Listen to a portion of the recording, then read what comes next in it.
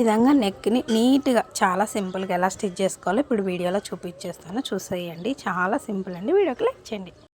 ఇలాంటి బ్లౌజెస్ వచ్చినప్పుడు ఎలా కట్ చేయాలి, ఎలా స్టిచ్ చేయాలనుకుంటారు కదా. ఫస్ట్ వచ్చేసి లైనింగ్ అంటే బోట్ నెక్ పెడుతున్నాం అనమాట. ఇలాంటి బోట్ నెక్ అయితే ఇంకా బాగా సెట్ అవుతాయి అనమాట. బోట్ నెక్కి ఇక్కడ 3 ఇంచెస్ ఇచ్చేసి షేపు అంటే ముందు లైనింగ్ని కట్ చేసేసుకోవాలి. నార్మల్గా నాకు కట్ చేసాక గుర్తొచ్చింది, అయితే ముందే చూపించేదాన్ని. ఇలాగ బోట్ షేప్ తీసుకుంటాం కదా, ఇలా తీసుకొని లైనింగ్ ఇక్కడ మార్కింగ్ చేసుకొని లైనింగ్ ఇది ఒకేసారి పెట్టి బోట్ షేప్ అన్నది కట్ చేసేసుకోవాలి. చేసుకున్న తర్వాత ఇలా ఉంటుంది కదా షేపు. అప్పుడు మనము ఈ క్లాత్ ఉంటుంది కదా లైనింగ్, దీన్ని తీసుకొచ్చి ఇక్కడ ఇలా పెట్టేసి ఎక్కడైతే కరెక్ట్ వీ షేప్ ఉందో ఇలా మార్క్ చేసుకోవాలి.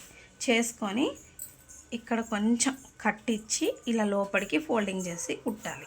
కుట్టిన తర్వాత ఇలా తీసుకొని కరెక్ట్గా మిడిల్ పాయింట్ దగ్గర ఇలా పెట్టి చూడండి, ఇలా పెట్టేసి ఒక స్టిచ్ వేసేసేయండి.